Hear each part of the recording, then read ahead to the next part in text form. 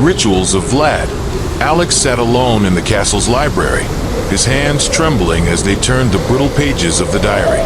The air was stagnant and heavy, as though the very walls held their breath. While he read, the diary, its leather cover cracked with age, was a window into the past, one that he was beginning to regret opening. The latest entries he uncovered were darker, more frenzied. The handwriting grew erratic, ink staining the pages like blood.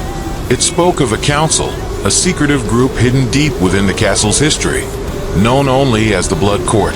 The words chilled him. The origins of the Blood Court. According to the diary, the Blood Court was formed in the mid-15th century by a cabal of nobles, scholars, and alchemists who served under Vlad Tepes. These were not the men of politics and strategy that history remembered. No, these were something far worse. They were outcasts of society, men and women who had abandoned reason and morality in pursuit of forbidden knowledge. Their purpose was singular: to pierce the veil between the living and the dead. Vlad, already infamous for his ruthless methods and unquenchable thirst for power, became enthralled with their work. The Blood Court promised him the impossible: immortality, a way to escape the fragility of life and rule forever. The diary entries described how the Blood Court took residence in the hidden depths of Bran Castle, beneath the chapel and far from prying eyes. There, under Vlad's command, they performed rituals that twisted the very fabric of nature. They speak in tongues not meant for human mouths. One entry read, "And offer blood to that which waits beyond." The air grows heavy with their chants, and the walls groan under the weight of what they summon. Alex shuddered, glancing nervously at the shadows that pooled in the corners of the library. Despite the sunlight filtering faintly through the castle windows, he couldn't shake the feeling that something was watching him. Vlad's obsession. As Alex read further, he saw how Vlad's obsession consumed him. The Count, already a man of terrifying reputation, began to retreat from his court and his people, spending days, sometimes weeks, deep within the castle's hidden chambers. The Blood Court served him faithfully, but their loyalty came at a price. He grows distant, one of the entries read. His eyes no longer see us. They look through us. He speaks of visions, of a shadow that whispers to him in the dark. He claims the shadow has shown him the path to eternal power. The shadow. Alex's hand tightened on the diary, the phrase stirring memories of his own visions. The gaunt figure with burning red eyes. The suffocating darkness that had followed him since he first touched the bloodstone. The diary grew darker from there. The scribe, whoever they were, wrote of sacrifices, bodies brought to the Blood Court, their screams echoing through the stone halls. Vlad, once a man of flesh and blood, was now something else entirely. The Count has taken to the rituals himself. He stands at the altar, blade in hand, as though he were a priest of some infernal god. The blood flows freely, and the shadow grows stronger. We dare not speak against him, for he knows our thoughts before we do. This place has become a tomb. The grotesque rituals. Alex turned another page, his stomach churning as he read the grim details of the rituals. Each ceremony began with the spilling of blood, always fresh, always human. Victims were dragged into the depths of the castle, where the Blood Court gathered in silence. At the center of their chamber was an altar of black stone, carved with ancient symbols. Atop the altar sat the bloodstone, the diary described, glowing faintly as though it hungered for the life offered to it. The diary spoke of how the rituals began simply: a single victim, a prayer, and a chant spoken in an indecipherable tongue. But as the Blood Court's influence grew, so too did their cruelty. They offer more each night: prisoners, peasants, even the children. The stone demands it. The Count watches as the blood fills the channels carved into the altar, and he laughs, a hollow, joyless sound. His face is no longer his own. It is a mask of shadows. Alex swallowed hard, bile rising in his throat as he imagined the scenes. The idea of human sacrifice had always felt like a grotesque relic of distant history, but the diary described it in such vivid, personal detail that it was impossible to dismiss. The rituals were not mere superstition. They were real. Madness takes hold. The diary entries grew more fragmented as the writer described Vlad's descent into madness. The Count, once a man feared for his brutal but calculated methods, had become something else entirely, inhuman, possessed. The Count no longer eats or sleeps. One entry read, "He disappears for days, and when he returns, he speaks in riddles. He claims the Bloodstone has shown him the truth, that he has glimpsed the face of eternity. But his voice is no longer his own. It is hollow, like the echo of a scream in a deep well." The writer's growing terror bled through the pages. They described hearing noises deep within the castle, scraping sounds, inhuman whispers, and guttural breathing. "The shadow moves among us now. It does not hide. I see its form lingering in doorways, its red eyes watching us from the dark. It is not the Count who commands us anymore. It is the thing we have summoned. We are its servants, its slaves." Alex sat back in his chair, his heart pounding. He wiped the sweat from his brow, unable to stop his hands from shaking. Vlad's story was no longer the legend of a cruel warlord. It was a nightmare of his own making, a horror birthed from his desperate quest for power. A final warning. As Alex reached the final pages of the diary, the tone shifted from horror to despair. The writer knew they were doomed. The rituals had gone too far. The Blood Court's power had grown too great, and Vlad himself had become a vessel for something beyond human comprehension. "We cannot stop it," the diary read. "The Count has given himself fully to the shadow, and the Bloodstone is its beating heart. The castle is alive now. It breathes, it watches. There is no escape. Those who enter this place are bound to it forever." The last entry was brief, written in a shaky hand. "To whoever finds this, leave. Leave before it sees you, before it knows your name. It waits, and it will not be denied." The castle reacts. As Alex closed the diary, the silence in the library seemed heavier than before, as though the walls themselves were listening. He let out a shaky breath, the weight of what he had read sinking in. He glanced at the window, where the light was already fading. Outside, the sky had turned a dull gray, storm clouds gathering over the mountains. The Bloodstone, the shadow, the sacrifices. He thought of the visions that had plagued him, the rituals, the weeping victims, the Watcher. The diary had confirmed his worst fears. Vlad and the Blood Court had awakened something ancient and hungry, and now it knew him. A sudden thud broke the silence. Alex jumped, his heart leaping into his throat. He spun around, his eyes darting across the library. One of the books had fallen from the shelf, landing open on the stone floor. Alex rose slowly, his legs unsteady as he approached the book. It was open to an illustration, an image of a man standing before an altar, the Bloodstone glowing in his hands.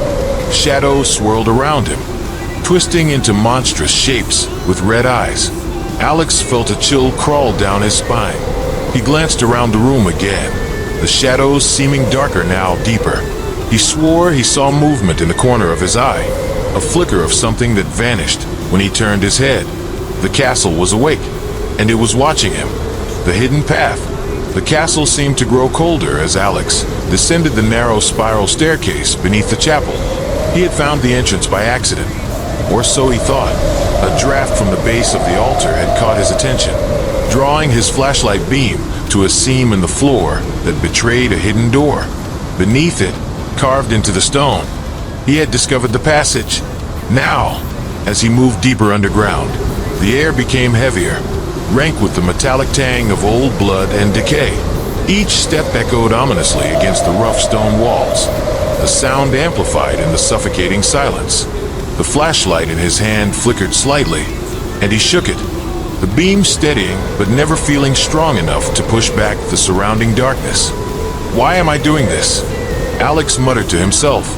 His voice felt intrusive, out of place, as though the walls might hear him. The seer's words echoed in his mind. "Leave this place. It does not sleep, it waits." But Alex couldn't turn back. Not yet. The diary had hinted at a burial ground beneath the castle, where the Blood Court had disposed of their sacrifices. The cryptic words had haunted him. Beneath the earth they rest, but not in peace.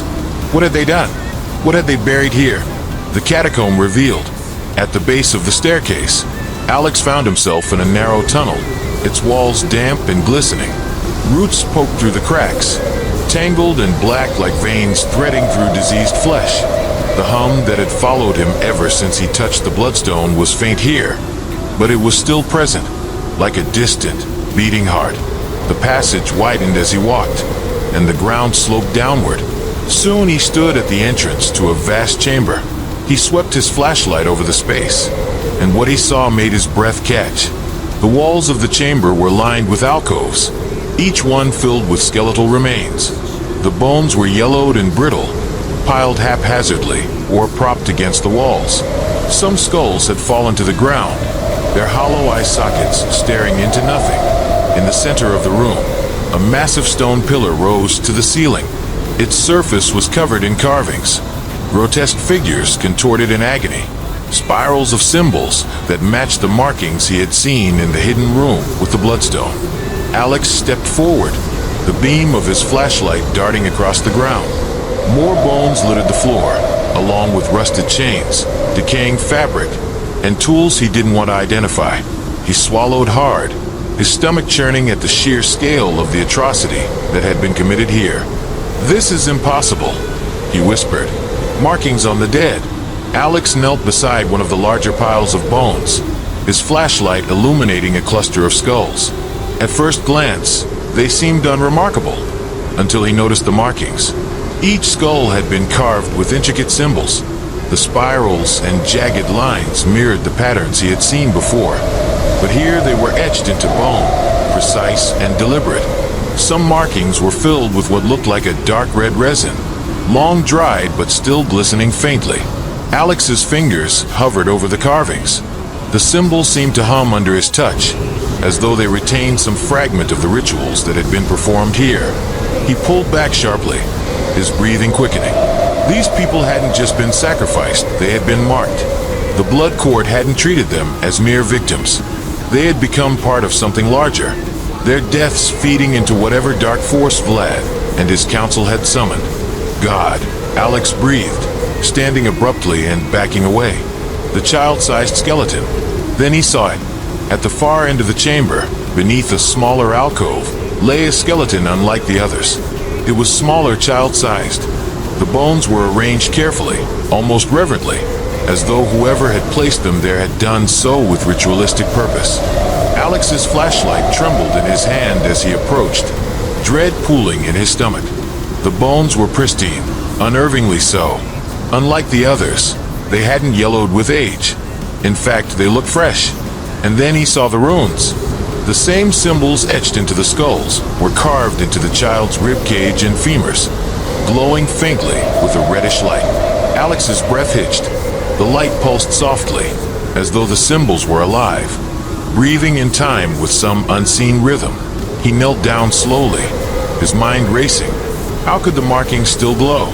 The diary spoke of rituals meant to bind power, to feed the bloodstone. But this child, he looked at the small skull, the hollow sockets seeming to watch him. A sick realization washed over him. This had been recent. Impossible, he muttered, shaking his head. This isn't possible. The presence awakens. The hum returned, louder now, vibrating through the stone floor. Alex felt it crawl up his spine, rattling his bones. The flashlight flickered again, its beam faltering. A sudden thud echoed behind him. Alex spun around, his heart leaping into his throat. Something had moved. The bones near the entrance to the chamber had shifted, tumbling to the ground in a cascade of hollow clattering. Alex swept his flashlight across the space, but saw nothing. Only more shadows stretching impossibly long against the walls. The hum grew louder still, rising to a low, guttural drone. Alex's chest tightened as the air around him grew heavier, colder. The walls seemed to press inward, the carvings on the central pillar writhing like living things under the flickering light. Then he heard it, a breath, wet, labored, right behind him. Alex turned slowly, the flashlight trembling in his hand. The shadow in the catacomb. A figure stood at the edge of the chamber, half shrouded in darkness. It was tall and gaunt, its limbs too long, Its back hunched, as though the weight of the world had bent it. Its skin was pale and stretched thin over its bones. And its face, Alex's throat tightened, was an impossible mixture of human and something far worse. Its eyes were the worst of all, twin pinpricks of red light, burning with an ancient, malevolent hunger. The hum in the chamber became a roar, vibrating through Alex's skull as the figure stepped forward. Its movements were jerky, unnatural, as though it weren't used to the body it inhabited. Alex stumbled backward, his foot catching on a stray bone. He hit the ground hard, his flashlight skidding away. The beam spun wildly, casting chaotic flashes of light across the catacomb. The figure moved closer, its breathing ragged and inhuman. Alex scrambled to his feet, his hands searching desperately for something, anything that could protect him. "Stay back," he shouted, his voice cracking. The figure tilted its head, the motion slow and deliberate. Then it raised one clawed hand, and the markings on the child's bones flared brighter, the red light spilling across the chamber. Alex felt the energy surge toward him, an unseen force that slammed into his chest and sent him sprawling against the stone pillar. The carvings dug into his back as he gasped for air, pain shooting through his ribs. Narrow escape. The figure took another step, its form a shifting blur at the edge of his vision. Alex's mind screamed at him to move, to run, ignoring the searing pain in his chest. He pushed himself up and lunged for the flashlight. The beam steadied as he gripped it, and he swung it toward the figure. The light struck the creature, and it recoiled violently, letting out a shriek that shook the walls. Alex didn't wait. He ran. Bones cracked and splintered under his feet as he sprinted toward the exit, the creature's howls echoing behind him. The passage seemed longer now, twisting and shifting like a living thing trying to trap him. Finally, he reached the spiral staircase, his legs burning as he climbed. The sound of the creature faded, but the hum lingered, vibrating through the stone. Alex burst into the chapel, his lungs heaving. The altar loomed before him, the hidden door sliding shut behind him with a deep thud. He fell to his knees, clutching the talisman around his neck. The faint red glow from the catacombs still lingered behind his eyes, and he knew one thing for certain. The sacrifices weren't just in the past. The blood court's work wasn't over.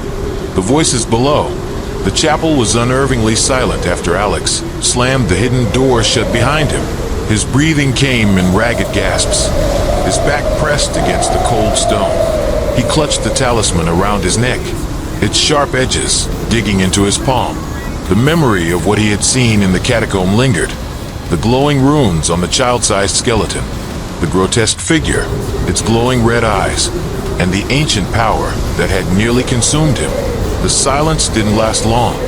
Faint whispers began to seep through the cracks in the floor beneath him, drifting up like smoke. At first, Alex thought they were nothing but the echo of his rattled nerves. But as they grew louder, he realized they were real. The whispers surrounded him, coming from everywhere and nowhere at once. The words were unintelligible, spoken in a tongue that sounded ancient and unnatural. The voices overlapped, deep, guttural murmurs mingling with higher-pitched, trembling whispers. The sound crawled into his ears and coiled around his mind, burrowing deeper the longer he listened. Alex staggered to his feet, his head pounding. "Stop it," he whispered hoarsely, as though pleading with the voices would do any good. But they didn't stop. They grew louder. The chant begins. The whispers shifted, becoming rhythmic, deliberate, like a chant. Though Alex couldn't understand the words, their cadence struck him as unmistakably ceremonial. It was the same language he had heard in his dreams, the same guttural tones that accompanied the rituals he had seen in his visions. He spun in a slow circle, his flashlight beam darting across the chapel walls. The air felt heavier now, as though it carried the weight of centuries. The carvings on the altar seemed to shimmer faintly in the light, their lines twisting and pulsing as though alive. From beneath him, the voices rose to a crescendo. It was no longer just a sound. It was a force, vibrating through the stone floor and into Alex's bones. The very walls of the chapel seemed to hum in response, a deep resonance that made his teeth ache. A Periator tenebris, The phrase came clearly through the cacophony, spoken by a single voice that was impossibly deep and close. Alex froze. The words sent a jolt of recognition through him. He had read them in the diary. Open to the darkness. "Who's there?" he shouted, his voice cracking. The whispers paused, as though holding their breath. Then they returned all at once, louder, furious, and desperate. "Aperiator tenebris." The words reverberated through the chapel, shaking the walls. Dust rained down from the ceiling, and the ground beneath Alex's feet trembled. "The hidden door appears." Alex staggered backward, his flashlight flickering wildly in his trembling hand. He stumbled as the vibrations intensified, and that was when he saw it. On the far wall of the chapel, a door. It hadn't been there before. At first, Alex thought his eyes were playing tricks on him, but as he focused on it, the door became clearer, a narrow outline carved into the stone, its edges faintly glowing red. The whispers shifted again, as though encouraging him, calling him toward it. "Aperiator tenebris." "No," Alex whispered, shaking his head. "No, this can't be real." The voices didn't care. They grew louder, more frantic, the overlapping chants crashing into one another like waves in a storm. The pressure in Alex's skull became unbearable, a stabbing pain that made him double over. Anything to make it stop. Clutching the talisman tightly, Alex stumbled toward the door, crossing the threshold. The stone was unnaturally smooth as Alex pressed his palm against it. The moment he touched it, the red glow flared, and the stone shifted beneath his hand. The outline deepened, and with a low, grinding rumble, the door slid inward, revealing a narrow passageway beyond. The air that rushed out of the opening was ice cold and carried the faint, sickly sweet smell of decay. Alex recoiled instinctively, but the whispers grew louder, now coming from inside the passage. "Aperiator tenebris." He had no choice. The voices were driving him mad. He couldn't stay in the chapel. He couldn't turn back. Taking a deep breath, Alex stepped through the hidden door. The passage closed behind him with a dull thud. The passage below. The darkness here was absolute. Alex's flashlight cut a thin beam through the void, but it only illuminated a few feet ahead. The walls were smooth and damp, the narrow corridor stretching forward like the throat of some great beast. The air was colder the further he walked, his breaths forming faint clouds in the beam of his light. The whispers followed him, bouncing off the stone walls, growing fainter and more insistent at the same time, as though something deeper in the darkness was whispering back. Alex moved cautiously, his footsteps echoing unnaturally. The sound didn't just come from beneath him. It seemed to come from all around, like dozens of feet walking just out of sight. He paused to steady himself, shining the light down the corridor. For a moment, he thought he saw movement, a shadow flitting across the edge of the beam. "Who's there?" he called, his voice trembling. No answer, just the whispers. The symbols returned. After what felt like an eternity, the passage widened into a circular chamber. The ceiling arched high above him, lost in the darkness, and the walls were covered in carvings, symbols like the ones he had seen in the hidden room and the catacomb. Spirals and jagged lines twisted across every inch of the stone, their patterns disorienting, as though they might come alive if he stared too long. In the center of the room was a pedestal. Alex's blood ran cold as he approached. On the pedestal sat an object, a second box, smaller than the one in the hidden room, but no less ornate. Its dark wood was covered in the same carvings, and faint tendrils of red light pulsed from the seams, as though the box itself were breathing. The hum returned louder now, vibrating through the chamber. Alex felt it in his chest, his ribs rattling with each pulse of the sound. "No," he whispered, shaking his head. "Not again." But the voices didn't stop. They grew louder, rising to a deafening roar. "Aperiator tenebris." The force unleashed. As Alex backed away, the box began to tremble. The red glow flared brighter, spilling across the floor like blood. The carvings on the walls pulsed in time with the light, the symbols twisting and writhing like living things. The air grew impossibly heavy. Alex fell to his knees. clutching the talisman as though it might anchor him to reality. Then the voices stopped. For a moment, there was nothing but silence. Then a deep, guttural breath echoed through the chamber. Alex looked up. From the walls, the darkness shifted. Shadows slithered across the carvings, coalescing into a form that Alex recognized. A gaunt figure with elongated limbs and burning red eyes. It emerged from the stone itself, as though the castle had spat it out, its claws scraping against the floor as it advanced. The hum became a roar, vibrating through Alex's skull as he scrambled to his feet. The escape. Alex ran. He didn't think. He just moved, his flashlight swinging wildly as he sprinted back into the passage. The hum followed him, the force pressing against his back like unseen hands pushing him forward. The whispers returned, frantic and furious, echoing through the corridor like a chorus of screams. The darkness felt alive now, clawing at him as he ran. He could feel the creature behind him, its presence a cold weight on his shoulders. Finally, he reached the end of the passage. The stone door loomed ahead, slightly ajar. Alex shoved it open and stumbled into the chapel, collapsing onto the stone floor as the door slammed shut behind him with a thunderous boom. The whispers stopped. The hum was gone.